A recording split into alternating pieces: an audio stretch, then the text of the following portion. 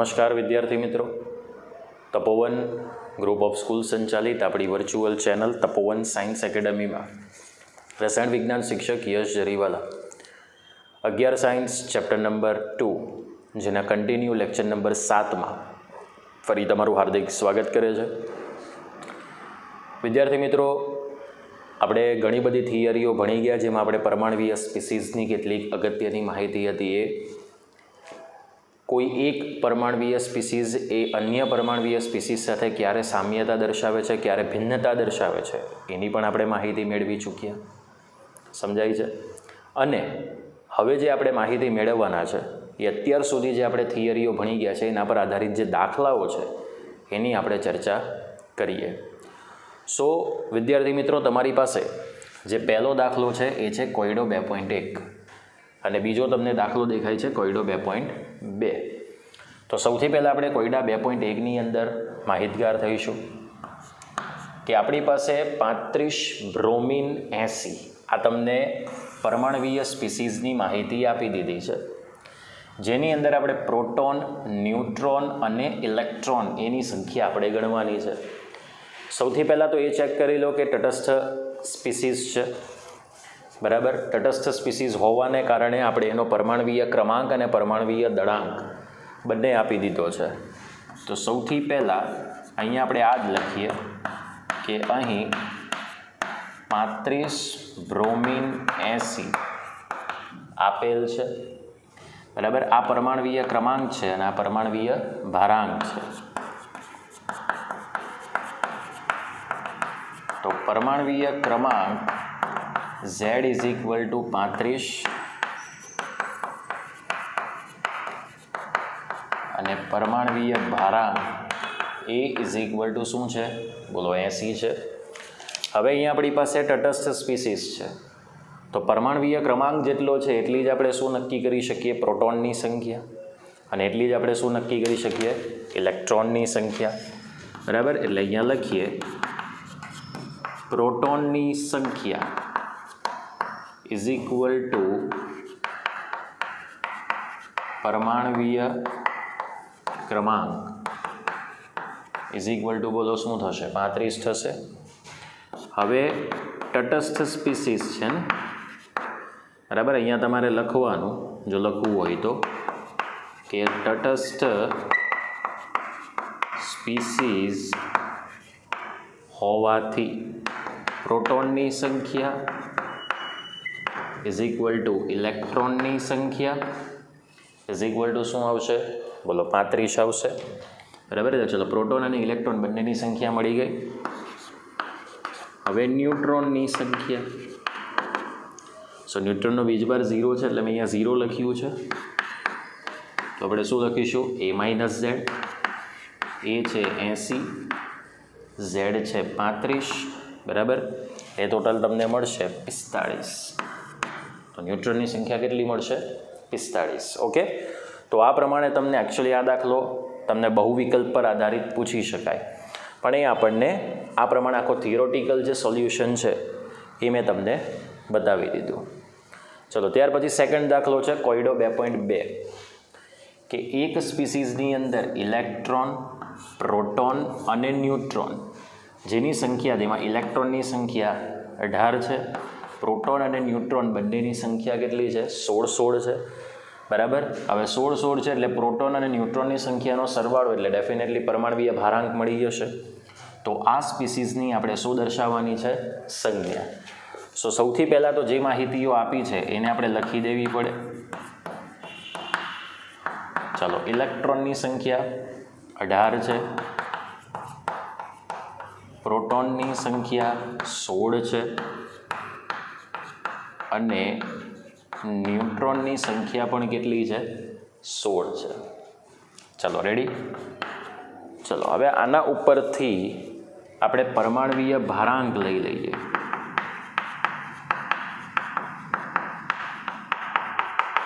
પરમાણવીય ભારાંક A એટલે એવું કહેવામાં આવે પ્રોટોન પ્લસ ન્યુટ્રોન. સો 16 + 16 એટલે ટોટલ શું આવશે? 32 આવશે. હવે અહીંયા જેટલી પ્રોટોનની સંખ્યા એટલી જ શું આવશે? પરમાણવીય ક્રમાંકની માહિતી. તો અહીંયા આપણે લખી દઈએ કે પરમાણવીય ક્રમાંક Z ઇઝ ઇક્વલ ટુ પ્રોટોનની સંખ્યા ઇઝ ઇક્વલ ટુ શું આવશે 60. હવે જરા જુઓ કે જે પ્રોટોનની સંખ્યા છે એના કરતાં ઇલેક્ટ્રોનની સંખ્યા 2 વધારે છે. હવે અહીંયા જે એક વસ્તુ જોઈ લો કે પરમાણવીય ક્રમાંક 16 છે. સો દેટ મીન્સ કે અહીંયા તત્વ કયું હશે?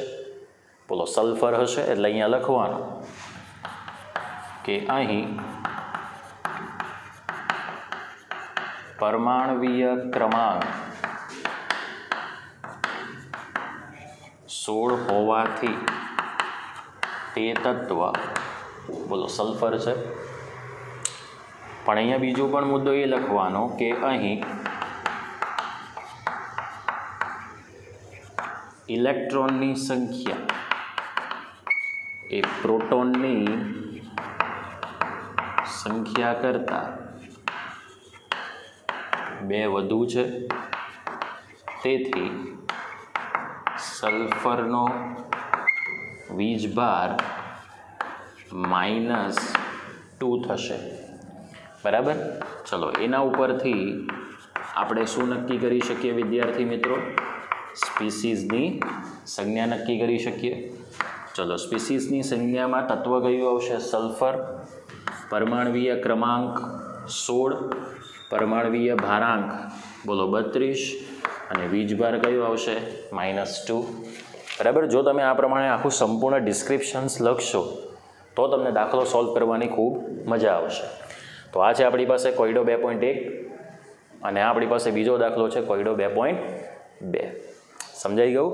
તો આ રીતે આપણે ઓલરેડી એનું સોલ્યુશન કરી શકીએ. તો આ 2 દાખલા તમારા માટે થઈ ગયા. હવે આપણે નેક્સ્ટ દાખલા તરફ જઈએ. ઓકે વિદ્યાર્થી મિત્રો, હવે આપણી પાસે ત્રીજો દાખલો છે અને અહીંયા એક બીજો ચોથો દાખલો છે.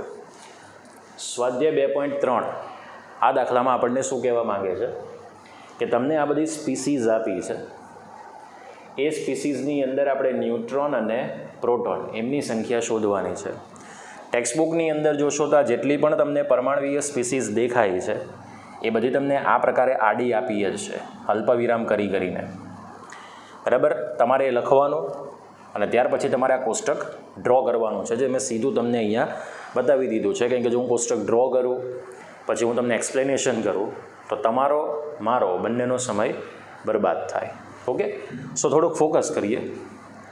ચલો, અહીંયા તમને જે સંજ્ઞા આપી છે ટોટલ આપણી પાસે 5 પરમાણવીય સ્પીસીસ છે, જેની અંદર ઓલરેડી સંજ્ઞાનું નિરૂપણ આપી દીધું છે. ચલો, પ્રોટોનની સંખ્યા સૌથી પહેલાં તો એ જોઈ લો, તટસ્થ પરમાણુ હોય કે આયન હોય, પ્રોટોનની સંખ્યામાં કાંઈ ફરક પડતો નથી. કારણ કે જે પરમાણવીય ક્રમાંક છે એ જ સીધું શું કહેવાય છે? પ્રોટોનની સંખ્યા. તો ચલો, પહેલામાં પ્રોટોનની સંખ્યા 6, બીજામાં પ્રોટોનની સંખ્યા 8, ત્રીજામાં પ્રોટોનની સંખ્યા 12, ચોથામાં પ્રોટોનની સંખ્યા 26 અને પાંચમામાં પ્રોટોનની સંખ્યા કેટલી આવશે? 38. ન્યુટ્રોનની સંખ્યા, જો ન્યુટ્રોનની સંખ્યા તમારે શોધવી હોય તો આ સૂત્રને તમારે એપ્લાય કરી દેવાનું, A-Z. ડાબી બાજુ ઉપરની તરફ હોય તો A, ડાબી બાજુ નીચેની તરફ હોય તો Z. 13માંથી 6 બાદ કરો એટલે બોલો 7 આવશે. 16માંથી 8 બાદ કરો 8 આવશે. 24માંથી 12 બાદ કરો 12 આવશે. 56માંથી 26 બાદ કરશો 30 આવશે. 88માંથી 38 બાદ કરશો એટલે શું આવશે? 50 આવશે. ઓકે, આ થઈ ગયો સ્વાધ્યાય 2.3 નંબરનો દાખલો. હવે છે સ્વાધ્યાય 2.4 નંબરનો દાખલો, જેમાં તમને એવું કહ્યું છે કે પરમાણવીય ક્રમાંક અને દળાંક આપ્યા છે, એના ઉપરથી આપણે પરમાણુની શું લખવાની છે? સંપૂર્ણ સંજ્ઞા. પરમાણુની સંપૂર્ણ સંજ્ઞાની ઓળખ એ તેના પરમાણવીય ક્રમાંક પરથી થશે. જો આપણે પરમાણવીય ક્રમાંકનો નંબર જાણતા હોઈએ, પરમાણવીય ક્રમાંક જાણતા હોઈએ તો એ તત્વ આવર્ત કોષ્ટકમાં કયું છે એ આપણે નક્કી કરી શકીએ. તો ચલો, સૌથી પહેલું છે પરમાણવીય ક્રમાંક 17 અને પરમાણવીય દળાંક 35. તો 17મા નંબરનું તત્વ કોણ છે? ક્લોરીન. તો 17Cl35. બોલો, તત્વની સંજ્ઞા મળી ગઈ. ચલો, 92મા નંબરનું તત્વ કયું છે? યુરેનિયમ. તો 92U અને પરમાણવીય દળાંક એ કેટલો છે? 233. ઓકે, 4 નંબરનું તત્વ કયું છે? બેરિલિયમ. અને દળાંક કયો છે? 9. તો 4 બેરિલિયમ 9. સમજાઈ ગયું? 17મા નંબરનું તત્વ ક્લોરિન. પછી તો ઝેડ અને એની તો તમને પૂર્તિ કરતા આવડે જ છે. ઓકે, 92મા નંબરનું તત્વ યુરેનિયમ, પરમાણવીય દળાંક 233. 4 નંબરનું તત્વ બેરિલિયમ, પરમાણવીય દળાંક કયો આવશે? 9. સમજાયું? તો આ તો સ્વાધ્યાય 2.4 નંબરનો દાખલો એકદમ સરળ છે અને તમે ઓલરેડી જાતે પણ એનું સોલ્યુશન કરી શકો છો. નેક્સ્ટ દાખલા તરફ આપણે જઈએ. ચલો મિત્રો, તમારી પાસે એક 5મો દાખલો છે સ્વાધ્યાય 2.1. આ તમને 3 માર્ક્સનો દાખલો પૂછી શકાય. એમાં તમને 2 વેરિયન્ટ પૂછાયા છે, 2 દાખલા પૂછાયા છે. જેમાં પહેલો દાખલો છે કે ઇલેક્ટ્રોનની ટોટલ સંખ્યા ગણો, કે જેમાં ઇલેક્ટ્રોનને આપણે ભેગા કરવાથી ટોટલ દળ કેટલું થાય? 1 ગ્રામ થાય. બરાબર? એનો મતલબ કે આપણે ઇલેક્ટ્રોનનું જે દળ જાણીએ છીએ એ પ્રમાણે ઇલેક્ટ્રોનની સંખ્યા કેટલી થશે? 1. તો આટલા ગ્રામ બરાબર ટોટલ ઇલેક્ટ્રોનની સંખ્યા કેટલી? આપણે કેલ્ક્યુલેશન કરી શકીએ. તો આ સીધી જ ગણતરી છે. ત્યાર પછી એવું છે બીજી માહિતી કે 1 મોલ ઇલેક્ટ્રોનનો ભાર એટલે કે વીજભાર અને દળ, બરાબર, એની ગણતરી કરવાની છે. તો આપણે 1 ઇલેક્ટ્રોન અને 1 ઇલેક્ટ્રોનનું દળ જાણીએ છીએ, તો એને આપણે એવોગેડ્રો આંક સાથે ગુણી દઈએ તો આપણને મોલયુક્ત ઇલેક્ટ્રોનનું ભાર અને મોલયુક્ત ઇલેક્ટ્રોનનું દળ મળી જાય છે. ચાલો, સૌથી પહેલાં આપણે પહેલી માહિતી આઈડેન્ટિફાઈ કરીએ. બરાબર? અહીંયા લખવાનું કે 1 ગ્રામ વજન ધરાવતા ઇલેક્ટ્રોનની કુલ સંખ્યાની ગણતરી કરતા. ચલો, એના માટે આપણને 1 ઇલેક્ટ્રોનનું દળ ખબર છે. 1 ઇલેક્ટ્રોનનું દળ, જેને આપણે શું કહી દઈએ? Me. જે તમારે લેવાનું છે 9.10939 × 10⁻−31 kg આવશે. ચલો, આને ગ્રામમાં ફેરવવાનું છે. તો 9.10939 ગુણ્યા 10⁻−31 × 10⁻³ gram. Okay, is equal to 9.10939. આધાર સરખા છે એટલે ઘાતાંકોનો સીધો સરવાળો કરશો એટલે 10⁻28 ગ્રામ મળશે. સો આટલા ગ્રામ ઇલેક્ટ્રોન હોય તો ઇલેક્ટ્રોનની સંખ્યા કેટલી? બોલો, 1 થશે. તો સીધું આપણે પદ આપી દઈએ કે હવે 9.10939 × 10⁻³ ગ્રામ is equal to 1 electron. So therefore 1 gram is equal to કેટલા ઇલેક્ટ્રોન? સો અહીં આપણે નંબર ઓફ ઇલેક્ટ્રોન્સ શોધવાના છે. ઓકે, તો 1 ગ્રામ છેદમાં 9.10939 × 10⁻−28 ગ્રામ. અહીંયા 1 ઇલેક્ટ્રોન આવશે. ચલો, gram gram cancel. So number of electrons already શોધી શકાય. 1/9.10939 એટલે એ આવશે 0.1097 × 10⁻28. So number of electrons 1.097 × 10⁻27. બોલો, આટલા ઇલેક્ટ્રોન્સ થશે. તો આપણને ટોટલ નંબર ઓફ ઇલેક્ટ્રોન્સની સંખ્યા મળી ગઈ. ચલો, ત્યાર પછી સેકન્ડ માહિતી શોધવાની છે કે 1 મોલ ઇલેક્ટ્રોનનો ભાર અને 1 મોલ ઇલેક્ટ્રોનનું શું શોધવાનું? દળ. અહીંયા આપણે લઈ લઈએ કે 1 ઇલેક્ટ્રોનનો ભાર, બરાબર, નિરપેક્ષ ભાર આપણે જાણીએ છીએ, પણ આપણે ઓલરેડી એનો માનાંક લેવાનો એટલે 1.602 × 10⁻−19 કુલમ થશે. 1 ઇલેક્ટ્રોનનું દળ ઇઝ ઇક્વલ ટુ 9.109 × 10⁻−31 kg. હવે જુઓ, અહીંયા તમારે કોઈ ગ્રામમાં કન્વર્ઝેશન કરવાની જરૂર નથી. કેમ? કારણ કે અહીં તમને ટોટલ ઇલેક્ટ્રોનનું દળ 1 ગ્રામ આપ્યું હતું, એટલે આપણે આ કિલોગ્રામવાળા દળને ગ્રામમાં કન્વર્ટ કરી દીધું હતું. સમજાય છે? હવે આને કોઈ ગ્રામમાં કન્વર્ટ કરવાની જરૂર નથી. તમારે જે દળ શોધવાનું છે કિલોગ્રામમાં જ શોધવાનું છે. બરાબર? તો ચલો આપણે જે શોધવાનું છે એ શોધી શકીએ. તો હવે 1 મોલ ઇલેક્ટ્રોનનો ભાર, બરાબર, is equal two QE into એને થશે QE એટલે ઇલેક્ટ્રોનનો શું થશે? વીજભાર થશે ને? તો 1.602 into 10 power -19, okay, into 6.022 into 10 power 23, બરાબર. ચલો આની જે ટોટલ વેલ્યુ આવશે એ ટોટલ વેલ્યુ આવશે 54.85 ઇન્ટુ 10 પાવર. હવે જુઓ આધાર સરખા છે, ઘાતાંકોનો સીધો સરવાળો કરો એટલે -19 + 23 એટલે 4 થશે, બરાબર. સોરી આ આવશે 9.6472, હા, માય મિસ્ટેક. આ આવશે 9.6472 ઇન્ટુ 10 પાવર 4 કુલમ, બરાબર. એટલે કે 1 મોલ ઇલેક્ટ્રોનનો વીજભાર, એટલે અહીંયા આપણે લખી શકીએ 1 મોલ ઇલેક્ટ્રોનનો વીજભાર આટલા કુલમ થશે, ઓકે. ચાલો એ જ પ્રમાણે 1 મોલ ઇલેક્ટ્રોનનું દળ is equal two ME into NA થશે.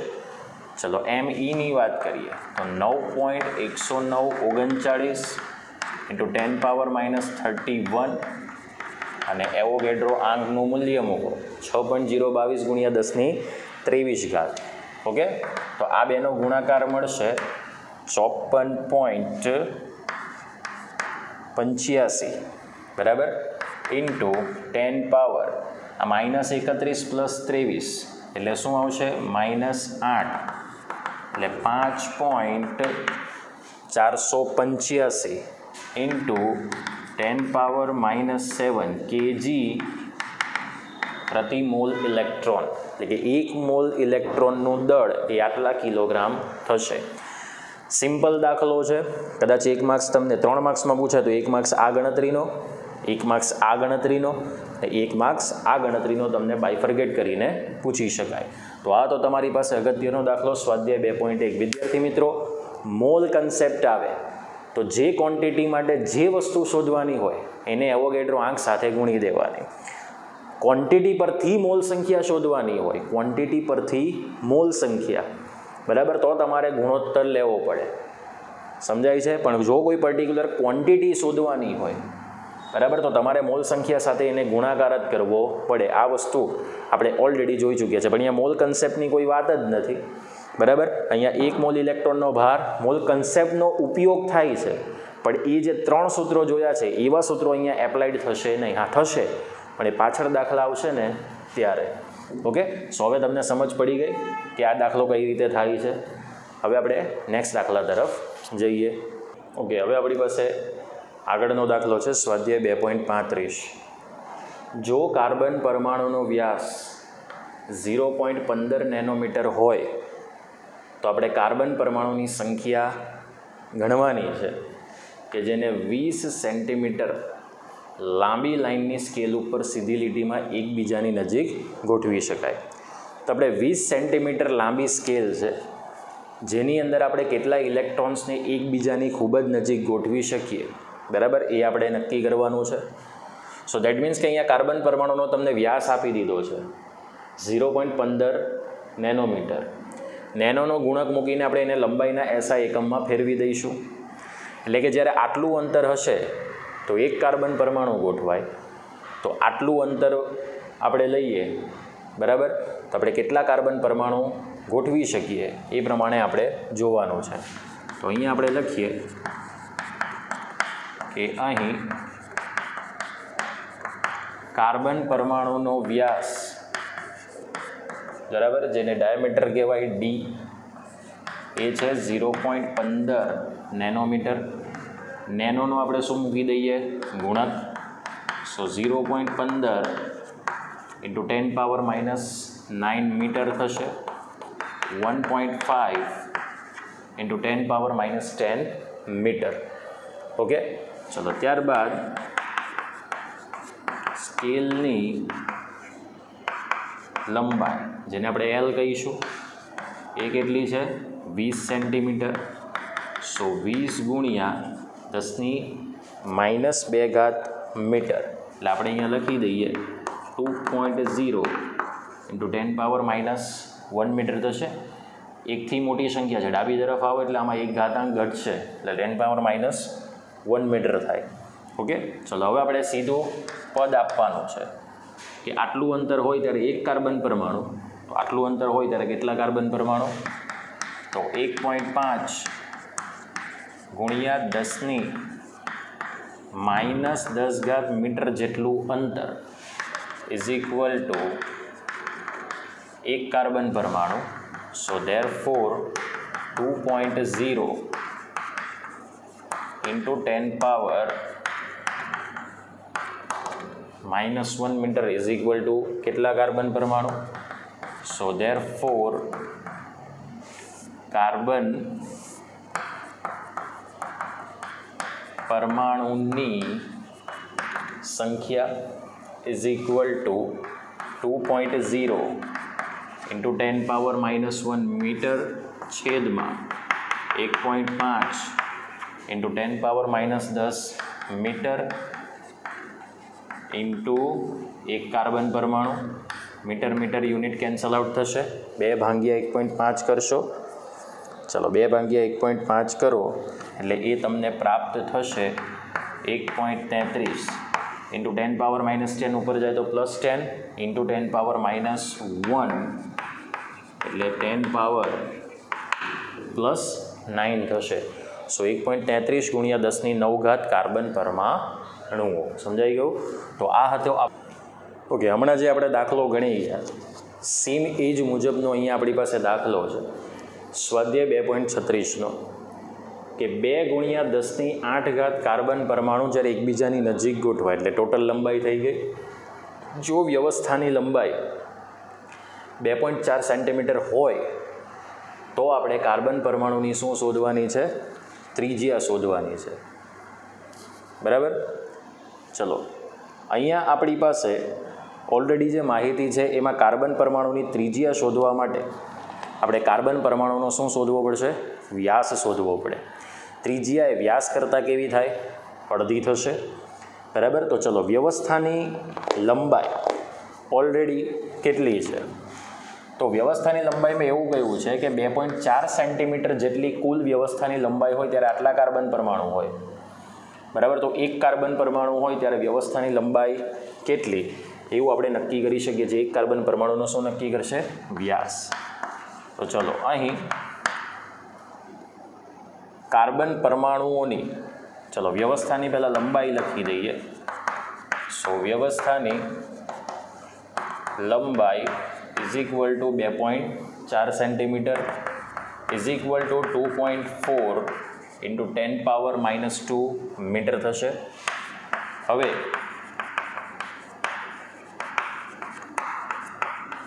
કાર્બન પરમાણુઓની સંખ્યા સો 2 ઇન્ટુ 10 પાવર 8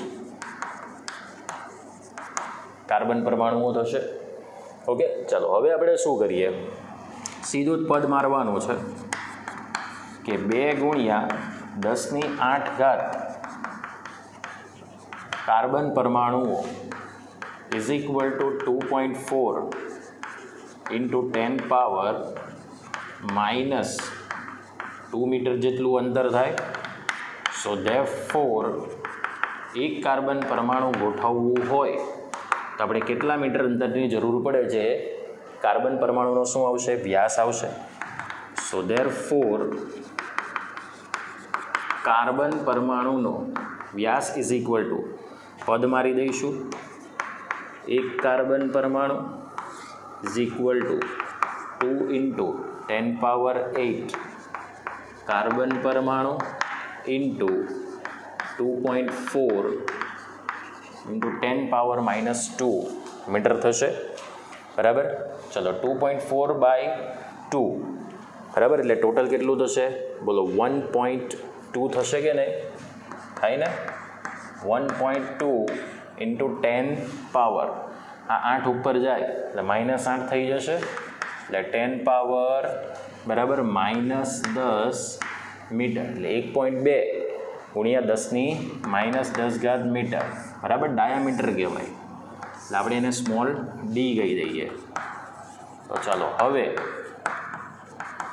કાર્બન પરમાણુની ત્રિજ્યા R ઇઝ ઇક્વલ ટુ બોલો D/2 થશે. સો 1.2 into 10 power -10 meter divided by 2.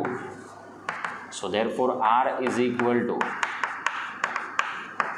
0.6 into 10 power -10.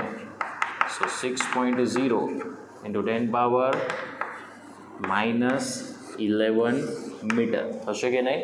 આ તમને મળી જશે રેડિયસ કોની, કાર્બન પરમાણુની ત્રિજ્યા. તો આજે આપણી પાસે સ્વાધ્યાય 2.36માં નંબરનો દાખલો, જેને આપણે આ પ્રમાણે સોલ્યુશન કરી શકીએ. અને અગાઉનો દાખલો શું હતો, એક કાર્બન પરમાણુનો વ્યાસ આપ્યો હતો અને આપણે એને 20 સેન્ટીમીટરમાં કેટલા ગોઠવી શકીએ એવું શોધવાનું હતું. અહીંયા શું આપ્યું છે, વ્યવસ્થાની ટોટલ લંબાઈ આપી દીધી, જેમાં આટલા કાર્બન પરમાણુ ગોઠવાય છે. તો આપણે કાર્બન પરમાણુની ત્રિજ્યા શોધવાની હતી. ત્રિજ્યા શોધવા માટે પહેલાં શું શોધવું પડે, વ્યાસ શોધવો પડે. સો આટલા કાર્બન પરમાણુ જે ઓલરેડી રકમમાં આપી દીધા છે એનું અંતર આટલું, તો એક કાર્બન પરમાણુનું અંતર કેટલું આઈડેન્ટિફાઈ કરી શકીએ. એટલે એ આપણને કાર્બન પરમાણુનો વ્યાસ એટલે કે આટલી જ જગ્યામાં એક કાર્બન પરમાણુ ગોઠવી શકાય. તો એની ત્રિજ્યા શું આવશે, વ્યાસ ભાગ્યા 2, એટલે સીધું આપણે આ પ્રમાણે ગણતરી કરી શકીએ. ઓકે, તો આ તો આપણી પાસે દાખલો કયો, સ્વાધ્યાય 2.36. હવે આપણે આના જેવો જ બીજો એક નેક્સ્ટ દાખલા તરફ જઈએ, એ છે સ્વાધ્યાય 2.37. ઓકે, અહીંયા આપણને ત્યારબાદ દાખલો આપ્યો છે સ્વાધ્યાય 2.37, જેમાં કંઈક આપણને એવું કહ્યું છે કે ઝિંક પરમાણુનો તમને વ્યાસ આપી દીધો છે 2.6 એંગસ્ટ્રોમ, ડાયામીટર આપી દીધો છે. જેમાં પહેલું શોધવાનું છે ઝિંક પરમાણુની ત્રિજ્યા, જે આપણે પિકોમીટરમાં શોધવાની છે. હવે જો ઇલેક્ટ્રોન એકબીજાની લગોલગ ત્રિજ્યા લંબાઈ પ્રમાણે ગોઠવવામાં આવે તો 1.6 સેન્ટીમીટર લંબાઈમાં હાજર આપણે ઇલેક્ટ્રોનની શું શોધવાની છે, સંખ્યા. હવે અહીંયા તમને ઝિંક પરમાણુની બરાબર વ્યાસ આપી દીધો છે 2.6 એંગસ્ટ્રોમ બરાબર. તો એનો મતલબ એવો થાય કે આટલા જ્યારે ડિસ્ટન્સ, આ એંગસ્ટ્રોમને આપણે મીટરમાં ફેરવી દઈશું, તો આટલું ડિસ્ટન્સ એટલે કે આટલી લંબાઈ હશે ત્યારે એક ઝિંક પરમાણુ ગોઠવાય. તો 1.6 સેન્ટીમીટરની અંદર કેટલા ઝિંક પરમાણુ ગોઠવાય એને આપણે કેલ્ક્યુલેશન કરી શકીએ. તો સૌથી પહેલાં તો જે આપી દીધી છે માહિતી એને ડેટા શીટ બનાવી દઈએ. તો ઝિંક પરમાણુનો આપણે વ્યાસ લઈ લઈએ, એટલે ડાયામીટર કહેવાય, જે છે 2.6 એંગસ્ટ્રોમ. 2.6 ઇન્ટુ 10 પાવર -10 મીટર થશે, કારણ કે એક એંગસ્ટ્રોમ બરાબર 10⁻10 મીટર બરાબર. ચલો ત્યાર પછી અહીંયા ઓલરેડી વ્યવસ્થા જે છે એમાં આપણે લઈ લઈએ વ્યવસ્થાની લંબાઈ, એ છે 1.6 સેન્ટીમીટર. 1.6 ગુણ્યા 10⁻2 મીટર થશે, કારણ કે સેન્ટીનો આપણે ગુણક મૂકવાનો 10⁻2 મીટર. ચલો પહેલું શું શોધવાનું છે, ઝિંક પરમાણુની ત્રિજ્યા. અહીંયા આપણે લખી દઈએ કે હવે ઝિંક પરમાણુની ત્રિજ્યા, જેને R(Zn) લખીશું, ઇઝ ઇક્વલ ટુ શું કહેવાય, D/2. ચલો ડાયામીટર કેટલું છે, 2.6 into 10 power -10 metre divide by 2, 1.3 into 10 power -10 metre થશે. પણ આ ત્રિજ્યા આપણે પિકોમીટરમાં શોધવાની છે. સો અહીંયા 10⁻10 ઘાતાંક જે છે એની જગ્યાએ આપણે 10⁻12 કરવો પડશે. સો ધેરફોર R(Zn) 2 સ્ટેપ જમણી બાજુ ખસીશું બરાબર. એટલે બોલો આ પ્રમાણે થઈ જશે. સો 130 ઇન્ટુ 10⁻10 મીટર. સો 130 શું થશે બોલો, પિકોમીટર થશે. આ મળી ગઈ તમને ઝિંક પરમાણુની ત્રિજ્યા. આટલો પોઈન્ટ ક્લિયર થઈ ગયો. ચલો ત્યાર પછી બી ભાગ શોધવાનો છે. કે આટલી લંબાઈમાં તમારે ઇલેક્ટ્રોન્સની સંખ્યા શોધવાની છે. તો અહીંયા આપણે એવું લખી શકીએ કે 2.6 × 10⁻⁻10 મીટર જેટલું અંતર ઇઝ ઇક્વલ ટુ એક zinc પરમાણુનો electron. So therefore 1.6 × 10⁻⁻2 metre જેટલું અંતર, ત્યારે કેટલા ઝિંક પરમાણુના ઇલેક્ટ્રોન્સ આપણે નક્કી કરી શકીએ. સો ધેરફોર ઝિંક પરમાણુના ઇલેક્ટ્રોનની સંખ્યા ઇઝ ઇક્વલ ટુ 1.6 × 10⁻⁻2 મીટર છેદમાં 2.6 × 10⁻⁻10 મીટર બરાબર ઇન્ટુ 1 લખી દઈએ. બોલો મીટર મીટર કેન્સલ. અહીંયા આપણે એવું લખી દઈએ ઇલેક્ટ્રોન્સની સંખ્યા એટલે કે ઇલેક્ટ્રોન્સ, ચલો 1.6 ભાગ્યા 2.6 એટલે એ આવશે 0.6153 × 10⁻⁻10 ઉપર જાય તો +10 થશે એટલે બાકી શું હશે 10⁻8 એટલે 6.153 ઇન્ટુ શું લખાશે 10⁻7 એટલે 6.153 × 10⁷ આવા ટોટલ આપણે ઝિંક પરમાણુના ઇલેક્ટ્રોનની ગણતરી કરી શકીએ. ઓકે, સો અહીંયા તમને આપી દીધું હતું ઝિંક પરમાણુનો વ્યાસ, જે આપણે એંગસ્ટ્રોમમાંથી મીટરમાં કન્વર્ટ કરી દીધો. પછી વ્યવસ્થાની લંબાઈ ટોટલ આપી હતી 1.6 સેન્ટીમીટર, એ આપણે લખી દીધું. વ્યાસ આપ્યો છે એટલે ત્રિજ્યા અડધી થશે, પણ એ આપણને પહેલાં મીટરમાં મળી. મીટરમાંથી આપણે પિકોમીટરમાં કન્વર્ટ કરવું હોય એટલે 10⁻10માંથી આપણે 10⁻12માં આપણે રૂપાંતરણ આપવું પડે. ઓકે, ચલો આટલી માહિતી તમને આવડી જશે. હવે જેટલો આપણે એક ઝિંક પરમાણુનો વ્યાસ છે એમાં આપણે એક ઝિંક પરમાણુનો ઇલેક્ટ્રોન ગોઠવી શકીએ. તો એટલે ટોટલ મીટર જેટલું અંતર, જે આપણને ટોટલ આમ સ્કેલ કહી દો કે વ્યવસ્થા કહી દો, તો એમાં આપણે કેટલા ઝિંક પરમાણુના ઇલેક્ટ્રોન્સ ગોઠવી શકીએ, કેલ્ક્યુલેટ કરી શકીએ. સાદું રૂપ તમને આપી દીધું છે. આપણે નેક્સ્ટ દાખલા તરફ જઈએ, જે પણ કંઈક આ પ્રમાણેનો છે. ચલો ત્યારબાદનો દાખલો છે સ્વાધ્યાય 2.38. એમાં છે કે એક કણ પર 2.5 × 10⁻16 કુલમ જેટલો જો સ્થિર વિદ્યુતીય ભાર અસ્તિત્વ ધરાવતો હોય તો આપણે તેમાં હાજર ઇલેક્ટ્રોન્સની સંખ્યા શોધવાની છે. હવે જરાક સમજો, આપણે એક સૂત્ર મિલિકનના તૈલી બિંદુની અંદર આપણે ઉપયોગી કર્યું હતું કે Q is equal two N into E, આવું કંઈક હતું. અહીંયા તમને Q આપી દીધું છે, E તમારે ખબર છે, તો આપણે નંબર ઓફ ઇલેક્ટ્રોન્સ બોલો કેલ્ક્યુલેશન કરી શકીએ. બસ સિમ્પલ ગણતરી છે, દાખલો પૂરો થઈ ગયો. તો અહીં કણ પરનો સ્થિર વિદ્યુતીય ભાર બોલો Q કેટલો આપી દીધો છે 2.5 × 10⁻16 કુલોમ બરાબર. હવે એક ઇલેક્ટ્રોન પરનો વિદ્યુતીય ભાર એ આપણને ખબર છે કે 1.602 એટલે 6022 લખી દો ઇન્ટુ 10⁻−19 કુલોમ થાય બરાબર. હવે આપણે ત્રિરાશિનું પદ આપી દઈએ કે 1.6022 into 10⁻−19 coulomb is equal to 1 electron. So therefore 2.5 into 10⁻16 coulomb is equal to કેટલા electron. So number of electrons is equal to 2.5 into 10⁻16 coulomb છેદમાં 1.6022 ઇન્ટુ 10⁻−19 કુલમ થશે.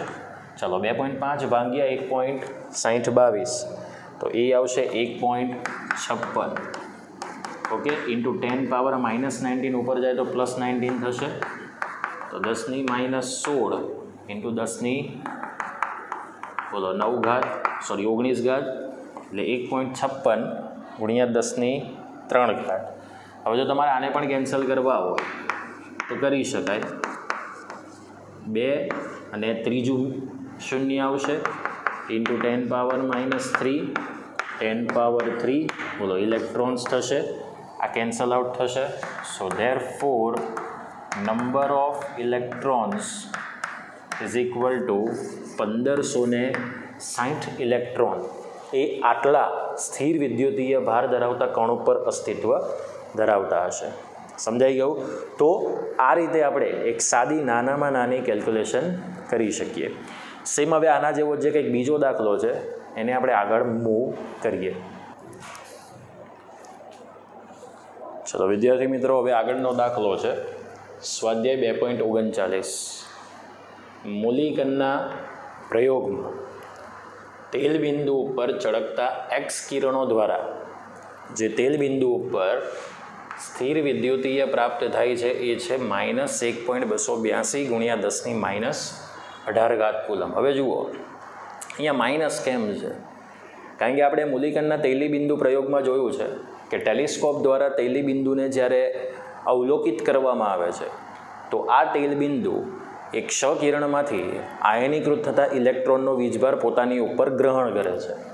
પરિણામે એના ઉપર માઇનસ ચાર્જ વધતો જશે. પણ દાખલામાં આપણે આ માઇનસને પૂર્ણ ગુણાંકના મૂલ્યમાં લેવાનું છે. સો આપણે એનો માનાંક લઈ લઈએ છીએ. એટલે આ વિદ્યુતભારનું જ મૂલ્ય લેવાનું છે. માઇનસનો મતલબ એવો થાય છે કે તૈલી બિંદુ પર ઇલેક્ટ્રોન સ્થિત થાય છે, ગ્રહણ થાય છે. સો અહીંયા માઇનસની નિશાની આપી છે, તો તેમાં રહેલા આપણે ઇલેક્ટ્રોન્સની સંખ્યા શોધવાની છે. તો ચલો સૌથી પહેલાં તો અહીંયા જે માહિતીઓ આપી છે એને આપણે લખી દઈએ. તો તૈલી બિંદુ પરનો સ્થિર વિદ્યુતીય ભાર is equal two 1.282 into 10⁻18 coulomb છે. હવે આપણે જાણીએ છીએ કે એક ઇલેક્ટ્રોન પરનો વિદ્યુતીય ભાર ઇઝ ઇક્વલ ટુ 1.6022 ઇન્ટુ 10⁻19 શું થશે? કુલમ થશે. બરાબર? ચલો આ મૂલિકણનો છે એટલે આપણે અહીંયા લખીએ કે મૂલિકણના તૈલી બિંદુ પ્રયોગ પરથી Q is equal to N into E. So therefore N is equal to Q by E થશે. So therefore N is equal to Q કેટલું છે? 1.282 to 10⁻18 કુલમ છેદમાં 1.6022 to 10⁻19 કુલમ. કુલમ કેન્સલ થશે. સો N is equal to 1.282 ભાગ્યા 1.6022 એટલે એ મળશે 0.8001 into 10⁻1 થશે. સો N is equal two 8.001 into 10⁻−1 into 10⁻1 બોલો કેન્સલ આઉટ થશે. આને આપણે સન નિકટતાનો સંબંધ આપી શકીએ તો સીધા 8 ઇલેક્ટ્રોન થઈ જશે.